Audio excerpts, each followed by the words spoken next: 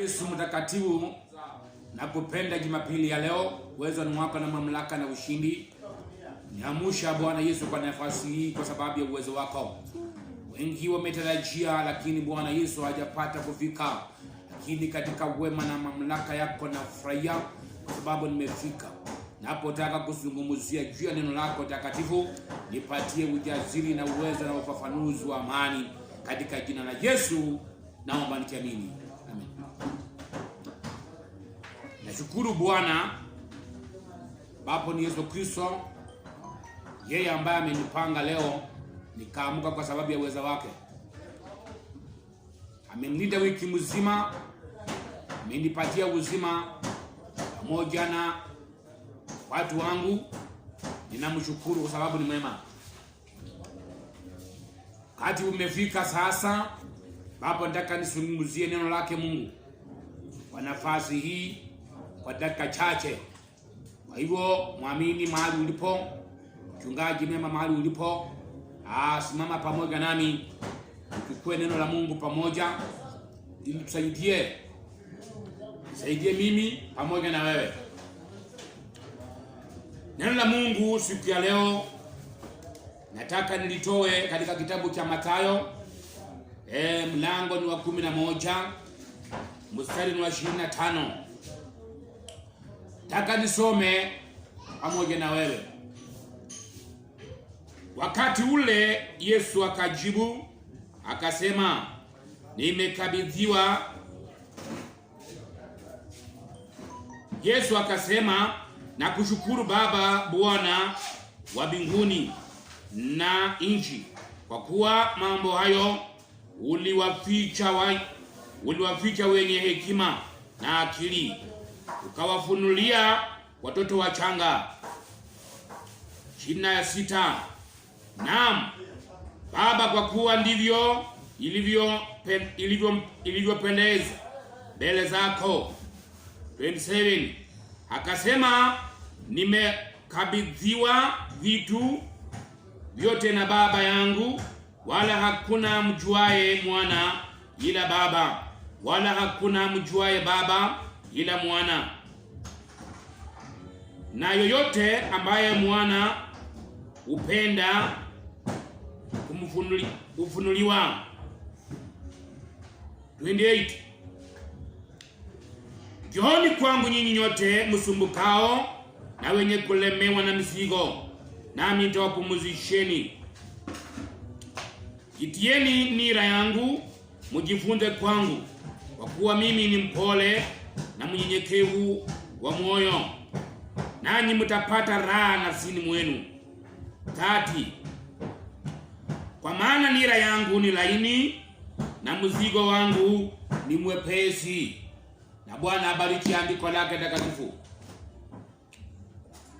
Wakati Yesu alikuwa ameshazunguka, ameshafanya kazi mzito, alikuwa ameshahubiri katika sehemu yote, akiwa amefufua watu wengi waliokuwa wagonjwa na waliokuwa wenye mekufa na waliokuwa na shida mbalimbali. Aliketi chini, akainua macho yake mbinguni, akasema, Baba, nashukuru kwa sababu ya neno lako lenye umeleta katika ulimwengu. Neno hili uliwanyima wenye akili, ukawanyima wenye maarifa, ukawapatia wale watoto wachanga, wale bado wangali wananyonya na wale bado wangali wanatembea.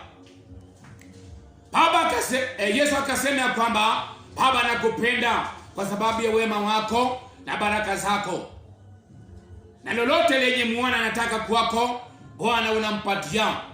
Yesu alikuwa anazungumza hayo akiwa katika sala yake. Yesu akamalizia chini akasema sasa anawaita wote wenye wana shida mbalimbali. Akasema, kujeni kwangu nyinyi wote wanaosumbuliwa na mizigo mbalimbali.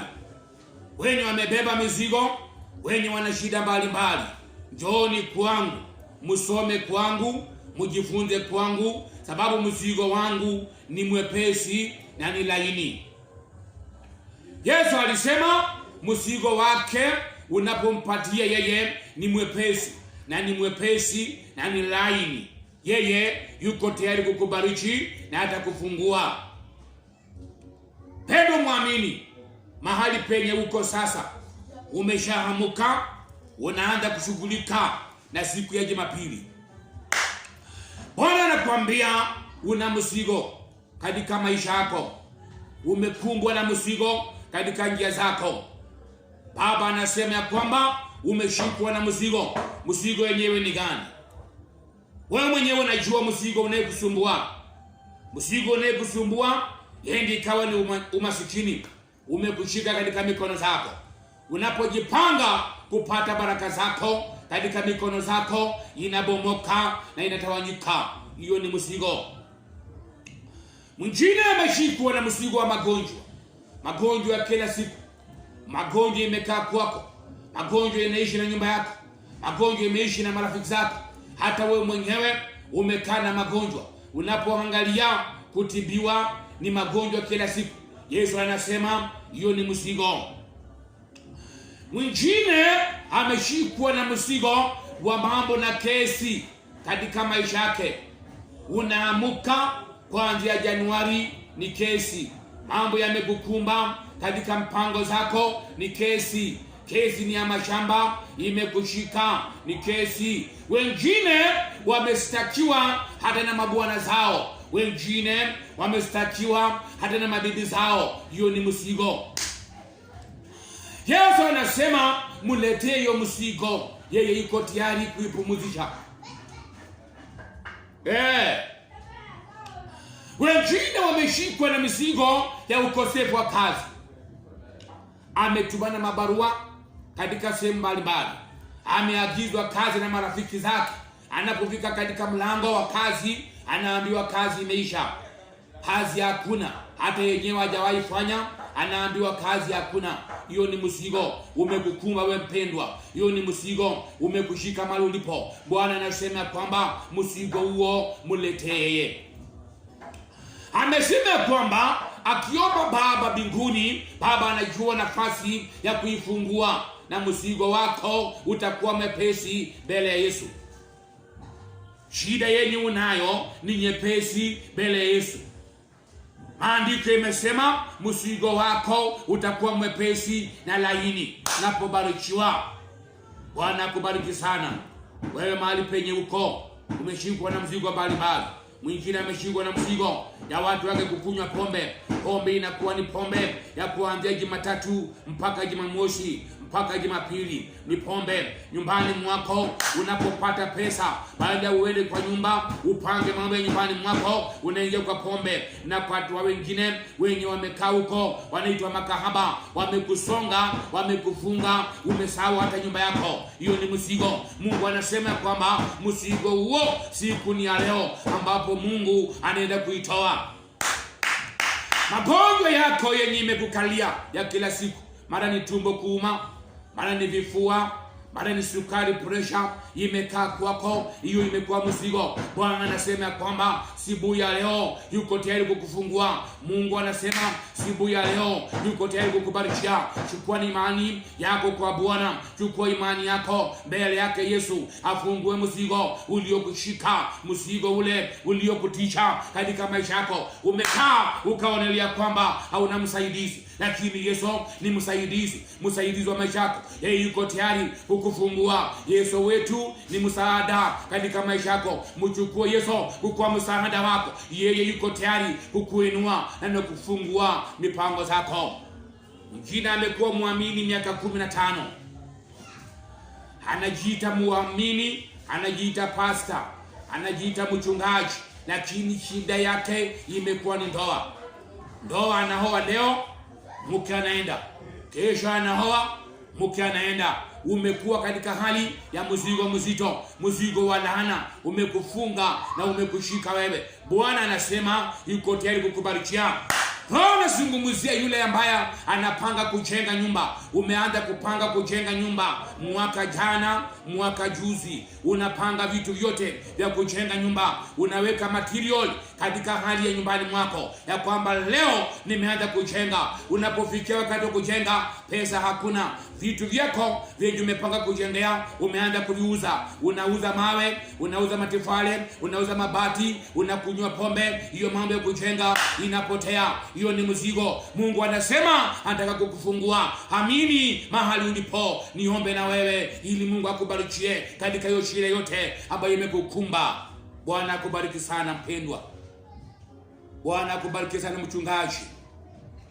Mchungaji wako umekuwa uzito. Unapanga madhabahu yako kuanza kuomba kufanya kazi ya uchungaji. Unaona watu wanakutoroka. Shetani amekupangia lahana ya watu kukukataa. Umekataliwa na hata marafiki zako. Haupendwi katika utumishi wako. Umedharauliwa. Roho anasema anarudi kukurudishia uchungaji. Anakupatia utumishi katika mipango zako. Chukua utumishi wa moyo wa karibu wa imani. Mungu akubariki sana. Pendwa, nataka niombe na wewe katika utumishi ambao Mungu amekupatia katika shida ile ambayo imekusonga. Asubuhi ya leo Mungu yuko tayari kukubariki na kukufungua. Naomba pamoja nawe. Baba wetu aliye mbinguni, jina lako litukuzwe, ufalme wako uje, mapenzi yako yakatimizwe hapa duniani kama huko mbinguni. Tupatie leo riziki ya leo. Tusamehe makosa yetu kama tunavyowasamehe utukosea wote. Shawishi usitutie na utuokoe na yule mwovu, kwa kuwa ufalme wako na nguvu na utukufu leo na hata milele. Amina. Baba mtakatifu wa amani, ni usibuhi ya leo tarehe 11 mwezi wa 10. Nimeamuka na wewe usibuhi, nina shida na wewe mchana. Nataka nimuombe mpendwa mahali halipo amesongwa na shida. Bwana wangu, shida yenye inamsonga mwenyewe anajua. Nataka nimtolee shida, nguvu ya shetani inayemutisha maishani mwako. Yehova mtakatifu, mzigo mzito umemsonga mpendwa. Katika mambo ya nyumbani mwake imekuwa ni mzigo. Katika ndoa yake imekuwa ni mzigo. Katika kujenga nyumba imekuwa ni mzigo. Katika kuongea na marafiki imekuwa ni mzigo. Katika mipango ya mikutano imekuwa ni mzigo. Jehova Jire, mfungulie, muondolee mzigo uliomsonga wa kiburi katika maisha yake. Mzigo umemsonga wa laana katika mipango zake. Naomba Bwana apokee baraka mtumishi mwema mahali alipo. Omba Bwana Yesu kwa dada mpendwa ambayo leo usibuhi yote usiku yote imekuwa ni magombano katika nyumba yake. Ondoa ugomvi unayemwandama mpendwa. Anapopanga kuishi na amani inakuwa ni mikosi. Baba abarikiwe, mpendwa abarikiwe, Mungu wangu mbarikie. Muombe mtumishi mahali penye hako. Mfungue mtumishi mahali alipo. Ameshindwa kupata kazi, apate kazi. Ameshindwa kuolewa, apate kuolewa. Ameshindwa kuoa, Roho mumpatie ndoa ya amani katika maisha yake. Roho navunja lahana za kwao zimemfunga ya kazi hakuna.